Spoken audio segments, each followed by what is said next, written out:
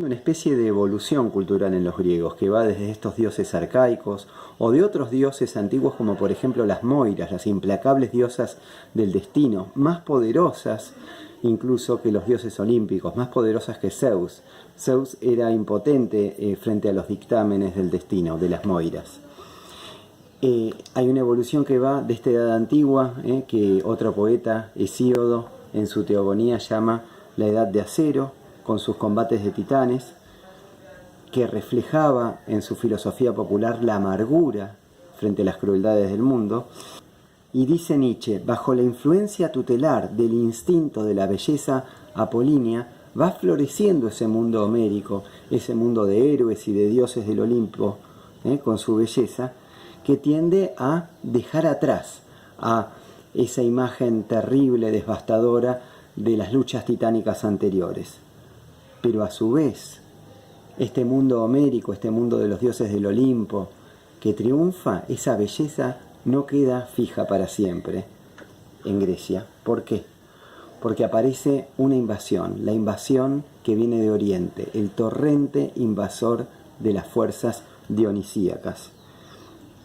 Frente a estas potencias nuevas, dice Nietzsche, se levanta el espíritu apolíneo en la severidad majestuosa del arte dórico y la concepción dórica de un mundo nuevo, es decir, esa fortaleza de las columnas dóricas, esa estética dórica intenta hacerle frente al mundo, a la invasión dionisíaca, aunque en último término Dionisos triunfa, logra penetrar en la cultura griega.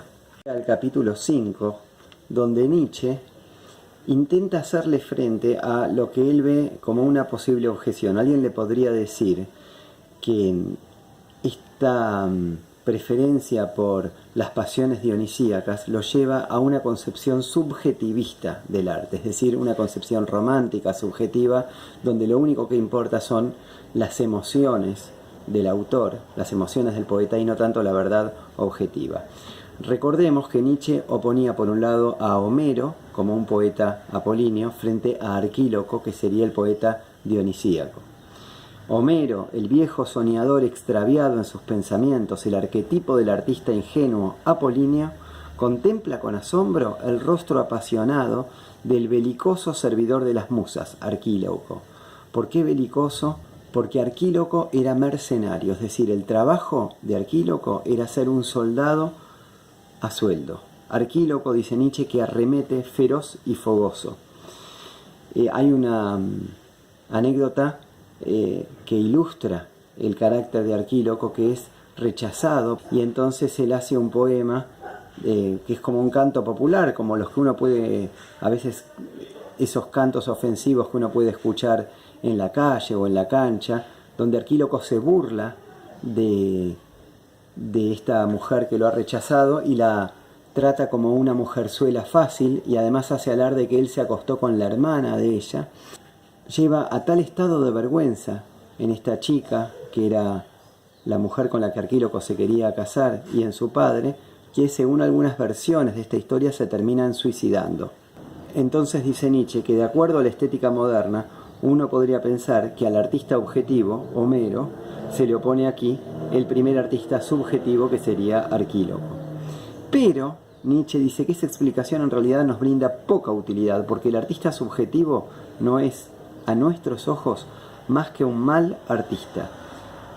Nietzsche está diciendo, el artista que solamente dice yo siento esto, yo pienso esto, estas son mis emociones, en realidad no es un artista, porque el artista es el que se deja capturar, se deja atravesar por algo que le viene de la realidad, del uno primordial, de las musas, es el que es poseído de alguna manera por su objeto de admiración estética.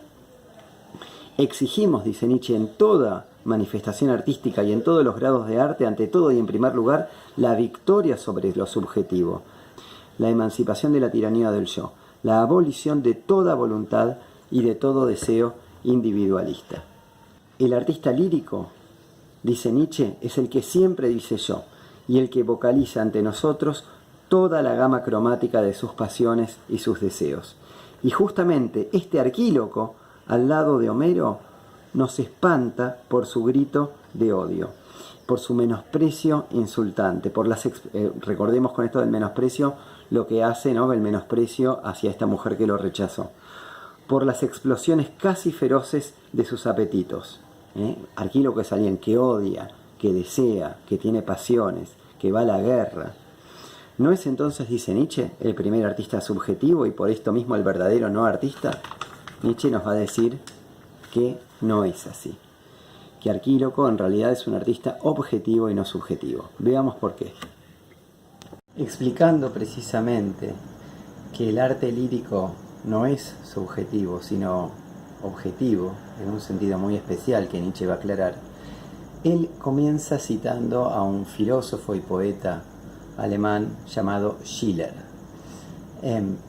Schiller dice que la condición preparatoria favorable a la creación poética no es la visión de una serie de imágenes con una causalidad coordinada de las ideas, sino más bien una disposición musical. A ver, ¿qué quiere decir esto? Schiller está hablando acerca de cómo un artista, un escritor, un novelista, un poeta compone una obra. Entonces una forma sería decir, me imagino que una vez un señor sale de la casa y cuando sale de la casa se tropieza en la calle y otro lo ayuda y entablan una conversación y ahí el segundo le pide dinero prestado y entonces se arma una trama a partir de esa primer serie de imágenes en la que el poeta pensó.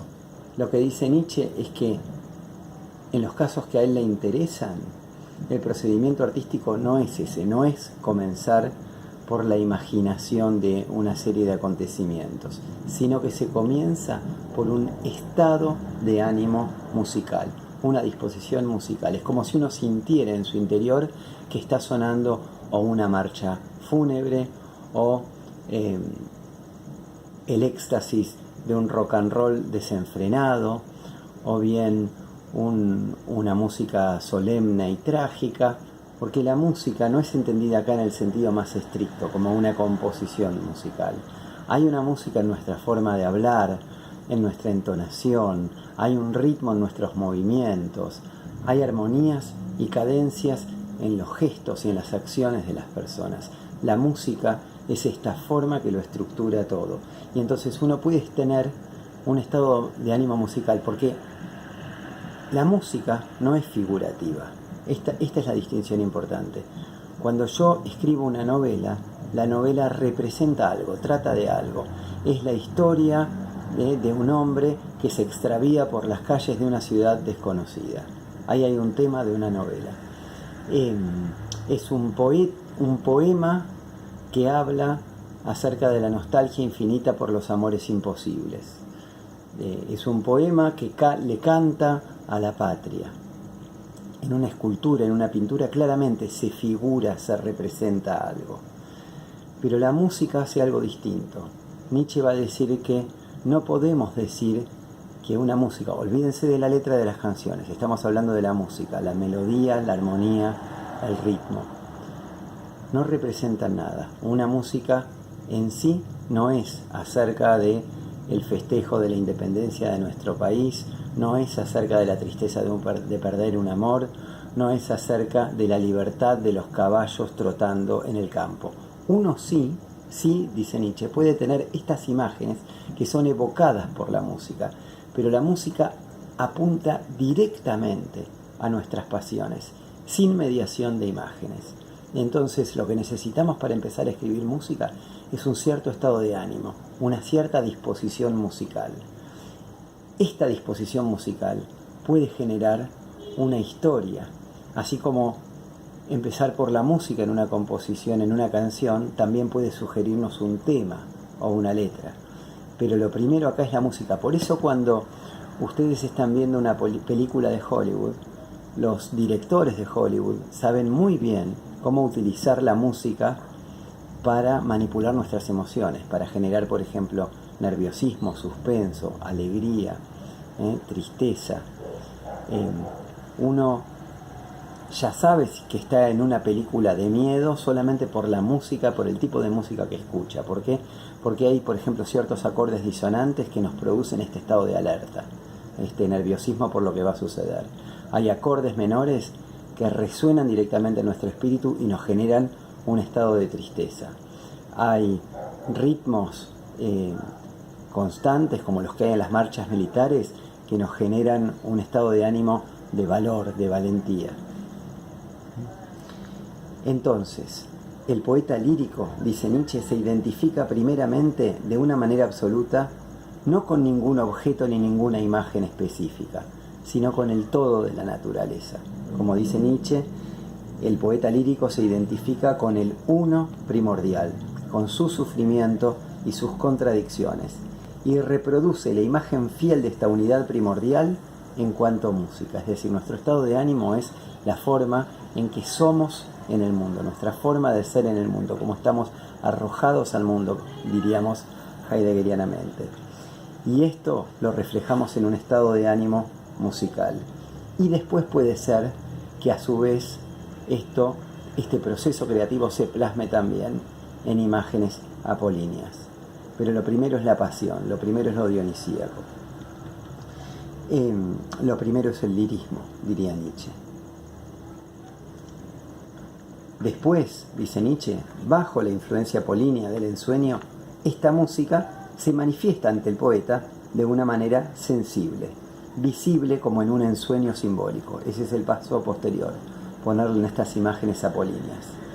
Este limpio reflejo, sin imágenes y sin conceptos, del sufrimiento primordial en la música, sin imágenes y sin conceptos, por su evolución liberadora en la apariencia de la visión, por transformarse en esta imagen apolínea, produce ahora un nuevo espejismo como símbolo o ejemplo. Ya el artista abdica de su subjetividad bajo la influencia dionisíaca. Entonces acá volvemos al punto que Nietzsche quería demostrar. En la música y en la creación lírica, el artista en realidad está renunciando a su subjetividad. La imagen que le muestra al presente la identificación absoluta de sí mismo con el alma del mundo es una escena de ensueño que simboliza perceptiblemente estos conflictos y este sufrimiento original, al mismo tiempo que la alegría primordial de la apariencia. El yo del lírico resuena, pues, desde el más profundo abismo del ser. Entonces, la subjetividad es una ilusión. La usina que genera la producción artística es esta identificación, como dice Nietzsche, con el alma del mundo. Y esta identificación con la cosa en sí, con la realidad, no es un estado de felicidad o completud. Más bien es identificarse con el sufrimiento del mundo. Pero aunque nos identifiquemos con el sufrimiento del mundo, a su vez hay un proceso por el cual este estado de ánimo primordial va siendo tamizado y va siendo plasmado en imágenes apolíneas. Es simbolizado por estas imágenes de ensueño. Sin el apoyo de las imágenes, el músico dionisíaco es por sí solo y él mismo el sufrimiento primordial y el eco primordial de este sufrimiento. El genio lírico siente nacer en sí, bajo la influencia mística del renunciamiento a la individualidad y el estado de identificación, un mundo de imágenes y de símbolos cuyo aspecto, causalidad y rapidez son completamente distintos que los del mundo del artista plástico o épico. Es decir, el artista plástico o épico, Homero, generan también imágenes y símbolos, pero los genios líricos, los que se conectan con el uno primordial, generan unos símbolos y unas imágenes distintos, más afines al tipo de arte que le interesa a Nietzsche, es decir, al arte trágico. Nietzsche está proponiendo que el artista plástico o épico, es decir, el artista apolíneo, está en cierto modo como protegido por ese espejo de apariencia. No se confunde con las figuras, no se identifica con esas imágenes que crea de una manera absoluta. Lo opuesto pasa con el poeta lírico, es decir, con el dionisíaco. En el caso del poeta lírico, las imágenes son él mismo. Es decir, el poeta lírico está como identificado, fusionado con estas imágenes que crea en su poesía. El poeta lírico, dice Nietzsche, cuando dice yo, no se refiere al yo del hombre despierto, el hombre de la realidad empírica, sino el único yo existente verdadera y eternamente en el fondo de todas las cosas. Y por las imágenes, con ayuda de las cuales lo manifiesta, el poeta lírico penetra hasta el fondo de todas las cosas. Es decir, cuando el poeta lírico dice yo, lo que está nombrando es a todo el ser. Arquíloco, el hombre de pasiones ardientes, inflamado de amor y de odio, es solamente una visión del genio, que ya no es Arquíloco, sino el genio de la naturaleza. Volvemos entonces al tema del genio, tema muy importante para la tradición cultural alemana, sobre todo romántica, y lo que está diciendo Nietzsche es que Arquíloco, cuando habla en sus poesías y dice yo, no se refiere a su persona individual, es como un símbolo Arquíloco de esta relación que tiene el hombre con la naturaleza. Es un símbolo del sufrimiento primordial del ser humano. Arquíloco, dice Nietzsche, en cuanto criatura que desea subjetivamente, no puede ni podrá jamás ser poeta. Fíjense entonces como para Nietzsche esta apuesta por la poesía dionisíaca y la poesía lírica no significa un voto a favor del subjetivismo. Todo lo contrario, cuando el poeta lírico habla, a través de él habla el sufrimiento del mundo, el ser, y en este sentido habla lo objetivo. Dice Nietzsche, el individuo que quiere sus propósitos egoístas no puede ser considerado sino como enemigo y no como causa creadora del arte. En cuanto artista, el sujeto está emancipado ya de su voluntad individual y transformado, por decirlo así, en un medio, a través del cual habla ¿qué? De nuevo, la naturaleza, lo real, el sufrimiento humano. Toda la comedia del arte, dice Nietzsche, no está en modo alguna representada por nosotros para servir a nuestro enriquecimiento y nuestra educación. Se está apartando aquí no de una concepción más burguesa del teatro que serviría para ilustrar a la plebe. Tenemos ciertamente derecho a pensar que para el verdadero creador somos imágenes y proyecciones artísticas y que nuestra más alta pres es nuestra significación de obras de arte. Únicamente como fenómeno estético puede justificarse eternamente la existencia del mundo. Esta es toda una postura epistemológica, ontológica y filosófica. Lo que está diciendo Nietzsche es, el arte no es un adorno, el arte no es ni siquiera un medio a través del cual nos expresamos. El arte es la forma más alta de existencia humana, lo único que justifica al ser humano y al mundo. Pensemos de nuevo cómo se da vuelta la cosa en relación a la escala de valores platónica, ¿no? la alegoría de la caverna, donde la realidad es en primer lugar el mundo de la matemática, el mundo de las formas puras, en segundo lugar el mundo empírico que vemos a través de los ojos y de los sentidos, que ya es una copia de esa verdad original de las ideas y de las formas platónicas, y en tercer lugar, en lo más bajo, para Platón está el arte como copia de la copia. Acá Nietzsche da vuelta a esa escala y dice, no, la base de lo que somos, el valor de nuestra existencia es que somos un fenómeno estético, el ser humano mismo y su realidad como obras de arte. Y en realidad, dice, tenemos casi tan escasa conciencia de esta función que nos está confiada, como los guerreros pintados en un cuadro de la batalla que allí se representa. Y así todo nuestro conocimiento del arte es absolutamente una fantasía. Esto es lo que viene a hacer este libro, ¿no? A dar vuelta a nuestra concepción del arte. Solo el genio, en el acto de la creación artística y en cuanto se identifica con este artista primordial del mundo, sabe algo de la eterna esencia del arte, pues entonces, como por milagro, se ha hecho semejante a la inquietante figura de la leyenda, que tenía el don de volver sus ojos hacia sí misma para contemplarse.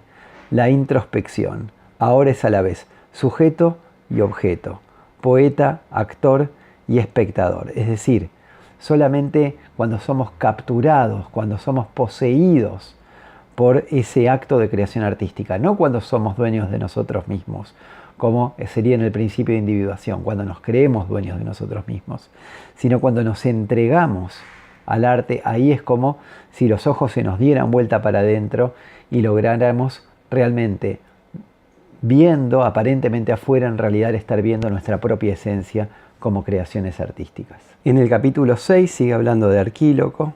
Dice que introdujo la canción popular, Volkslied. Volkslied es el término en alemán de la canción del pueblo, en la literatura. ¿Qué es la canción popular? Nietzsche la opone a la epopeya, de nuevo, el género de Homero, que era el género puramente apolíneo, y dice que la canción popular ya logra mezclar lo apolíneo con lo dionisíaco. Y esto es un fenómeno universal, no solamente de los griegos. Todos los pueblos tienen su folclore y su música popular. Pensemos hoy en día en el reggaetón, el rap, el trap, la cumbia, el rock. Si bien, por supuesto, muchísimas, la gran mayoría de las obras de este género hoy en día están impulsadas por la necesidad de vender, es decir, son productos diseñados para el mercado y muchas veces producidos de forma mecánica, pero de todos modos estos géneros populares nos siguen transmitiendo algo de esa intensidad de la pasión, algo del arrebato característico de lo dionisíaco. En la música popular, dice Nietzsche, la melodía es lo primero y lo universal. Tal como decíamos antes, este estado de ánimo musical es lo primero y es lo que después se logra expresar en las letras, en la poesía que ingresa a la canción popular, donde el lenguaje, dice Nietzsche, intenta imitar a la música. Por eso es que con Arquíloco comienza para la poesía una época nueva, opuesta a la de Homero. La palabra, la imagen, la idea buscan una expresión parecida, similar, análoga a la música. Están dominadas por la música. La música misma es independiente de la imagen y de la idea. La música no necesita a la imagen y a la idea, sino que las tolera. Es como si en la música ya estuviera todo y después la letra viene por añadidura. La poesía del artista lírico no puede expresar nada que no esté ya contenido en la música, que lo obliga a esta traducción en imágenes. Tampoco al lenguaje le es posible llegar a agotar la universalidad simbólica de la música, porque es la expresión simbólica de la lucha y del dolor primordiales en el corazón del uno primordial. La música contiene en sí esta lucha entre lo dionisíaco y lo apolíneo, y el lenguaje nos permite apenas quizás entrever algo de esa dinámica pasional que ya está contenida en la música. El lenguaje, como órgano y símbolo de las apariencias, no ha podido nunca, ni podrá jamás, dice Nietzsche, manifestar la esencia íntima más profunda de la música. Dice Nietzsche, paradojalmente, en un libro escrito y argumentado en gran parte de acuerdo a las convenciones y las tradiciones de Occidente y de la academia y de la filosofía occidental. Por eso en algún momento él dijo que tal vez tendría que haber cantado este libro en vez de haberlo escrito. El lenguaje, cuando se vuelve hacia la música, jamás tiene con esta más que un contacto superficial, y esta elocuencia lírica es absolutamente impotente para revelarnos el sentido más profundo de la música. Es decir, más cerca de la verdad en sí está la música. Esta expresión estética y pasional de la realidad. Y el lenguaje aparece como una copia derivada y superficial. Por ejemplo, el lenguaje de la poesía. De nuevo, inversión completa de la epistemología y la ontología platónicas. Vamos al capítulo 7. Aquí empieza Nietzsche a sostener y argumentar a favor de la tesis de que la tragedia salió del coro trágico. Es decir, que el germen de la tragedia, el origen de esta forma de teatro que llamamos tragedia griega, está en el coro. También en este capítulo 7 Nietzsche se opone a las concepciones naturalistas, es decir, las que piensan que el teatro tiene que reflejar o copiar la vida. Esto sería de nuevo, ¿no?, la idea platónica y también aristotélica, de que el arte es una especie de imitación de la naturaleza, pero más claramente en Platón es una copia derivada. En Aristóteles es más complicado porque la idea aristotélica de que hay una mímesis, una copia, una imitación de la naturaleza, ya es una imitación transformadora. También en Nietzsche está esta idea de que el arte no refleja la naturaleza, sino que crea un lenguaje nuevo, que transforma la materia sobre la que opera. En el teatro, dice Nietzsche, la misma luz del día es artificial, la arquitectura es simbólica. Y el lenguaje métrico, esto de que los personajes hablen por ejemplo, en endecasílabos, eso esconde un carácter ideal. En todo el conjunto reina la ficción, el error. No es bastante que se soporte como una licencia poética aquello que no obstante es la esencia de toda poesía.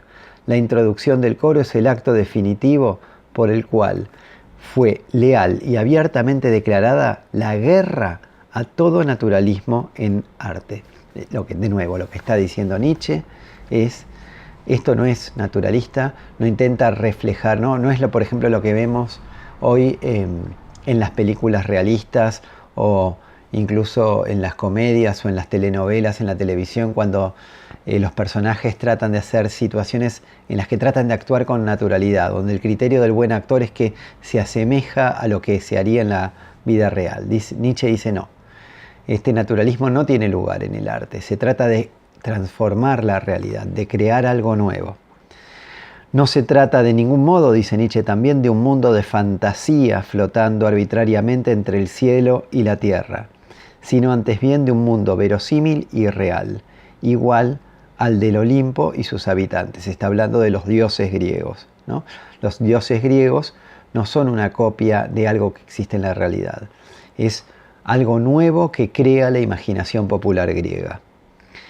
El sátiro, como coreuta dionisíaco, vive en una realidad religiosa conocida bajo las sanciones del mito y del culto.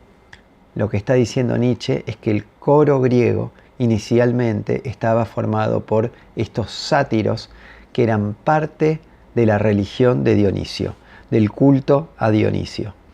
Y es en este contexto de ritual que hay que entender el funcionamiento del coro. Y ahí está el núcleo de la tragedia, no en una imitación de la realidad. El sátiro, dice, esta entidad natural imaginaria. Fíjense que está formado con elementos de la anatomía humana mezclados con algunos elementos animales. A veces hay elementos que lo acercan a una cabra. Entonces Nietzsche dice que el sátiro es al hombre civilizado lo que la música dionisíaca es a la civilización. Es una proporción, ¿no? Tenemos respectivamente con el sátiro, el hombre civilizado con el sátiro, y la civilización, el orden apolíneo en el que vivimos con la música dionisíaca en general. Ahí cita a Richard Wagner, que en este momento Nietzsche todavía lo admiraba y estaba en gran parte influido por él al escribir esta obra. Richard Wagner, según Nietzsche, dice sabiamente de la civilización que sus resultados son abolidos por la música, como la claridad producida por la luz de una lámpara es aniquilada por la luz del día. Otra analogía. La luz de la civilización es como la luz de una lamparita, pero la luz de las pasiones dionisíacas es como la luz del sol. ¿Qué pasa con la lamparita cuando brilla el sol y entra la luz del sol por la ventana? Y el brillo de la lamparita queda eclipsado, se disuelve, ¿no? Es superado por la luz que viene del sol. Entonces, dice Nietzsche, yo creo que el hombre griego se sentía también anulado en presencia del coro de sátiros, como la lamparita frente a la luz solar. Y el efecto más inmediato de la tragedia dionisíaca es que las instituciones políticas y la sociedad, en una palabra, los abismos que separan a los hombres los unos de los otros, desaparecían ante un sentimiento irresistible que los conducía al estado de identificación primaria con la naturaleza. Eso es la luz del sol, este estado de identificación con lo natural, con lo instintivo, con lo primordial, con la totalidad de la naturaleza. El consuelo metafísico que nos deja, como ya he dicho, toda verdadera tragedia. El pensamiento de que la vida en el fondo de las cosas a despecho de la variabilidad de las apariencias, permanece poderosa y fecunda de alegría. Este consuelo se manifiesta con una evidencia material bajo la figura del coro de sátiros, del coro de entidades naturales, cuya vida subsiste de una manera casi indeleble detrás de toda civilización. ¿De qué está hablando Nietzsche? Nietzsche dice, por un lado, bueno, la tragedia nos confronta con el sinsentido de nuestra vida, con el hecho de que el individuo es arrasado por las circunstancias de su destino. Incluso, en último término, con que nada tiene sentido, con que somos juguetes de la naturaleza y del destino y de la historia. Y esto nos podría llevar a la concepción pesimista de Schopenhauer. Bueno, entonces es todo al pedo, todo al divino botón. La vida no tiene sentido. ¿No? Es como decía el Sileno, lo mejor sería no haber nacido nunca. Sin embargo, dice Nietzsche, esa no es la sensación con la que nos vamos del teatro después que vimos una tragedia. Nos vamos con una cierta sensación de consuelo. ¿Y qué es lo que nos consoló? Bueno, la pista hay que encontrarla en el coro, y en particular, por ejemplo, en la figura de los sátiros que integran el coro. ¿De qué hablan estos sátiros que son medio humanos y medio cabras, medio animales salvajes? Precisamente de algo que habíamos olvidado bajo esta apariencia civilizatoria, bajo esta observancia de las formas individuales. Nos habíamos olvidado de nuestra identidad con el mundo, con el uno primordial. Lo que nos consuela es recuperar esta fusión, en primer lugar con nuestra comunidad, con nuestro grupo, y en segundo lugar incluso con toda la naturaleza. Ahí es cuando recuperamos para Nietzsche la alegría. Los griegos, dice Nietzsche, se confrontaron con las tragedias, con los espantosos cataclismos de la historia universal y con el poder de la naturaleza de aniquilarnos, porque a la larga, sea por vejez, sea por accidente, sea por enfermedad, la naturaleza siempre nos reduce a la nada. Van muriendo todos a nuestro alrededor, vamos haciéndonos viejos, vamos encerrándonos en nosotros mismos, las cosas pierden sentido, nos vamos quedando solos y siempre al final está la muerte. Y pareciera que no hay redención, no hay salvación en esta vida. Y entonces hay una tentación, dice Nietzsche, que es aspirar a la idea búdica de la anulación de la voluntad. Es decir, de desear el nirvana, desear no desear, desear ser nada. Esto sería la tentación para el griego del siglo V a.C., que su opción existencial sea a favor de, bueno, entonces nada tiene sentido, sería mejor no haber nacido, a lo único que aspiro es a no sentir deseo para sufrir menos, aspiro a la nada. En cambio, dice Nietzsche, el griego opta por esta versión de la tragedia, y el arte lo salva, y por el arte la vida lo reconquista al griego. Una comparación es con Buda, la otra es con Hamlet. ¿Por qué? Porque si vos te das cuenta de que nada tiene sentido y de que el hombre no es dueño de su destino, entonces la tentación es hacer lo que hace Hamlet durante toda la obra de Shakespeare, que es no hacer nada, no pasar nunca a la acción. Dice Nietzsche, el verdadero conocimiento, la visión de la horrible verdad, lo que aniquila todo impulso vital, todo motivo de acción, tanto en Hamlet como en el hombre dionisíaco, es este exceso de reflexión.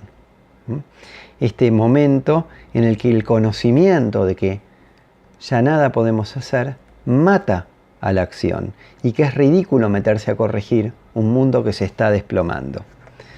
Pero entonces, dice Nietzsche, en este peligro inminente de la voluntad, lo que nos salva es el arte. El arte nos trae el bálsamo saludable. Solo él tiene el poder de transmutar ese hastío en imágenes que ayudan a soportar la vida. Estas imágenes que nos trae el arte dionisíaco son lo sublime, donde el arte doma y sojuzga a lo horrible, y lo cómico, con el que nos libra de la repulsión de lo absurdo. El coro de sátiros del ditirambo fue la salvación del arte griego. Puede ser sublime y también en algunos casos puede ser cómico, creo yo. Los accesos de desesperación que acabamos de referir se desvanecieron gracias al mundo intermedio de estos compañeros sutiles de Dioniso.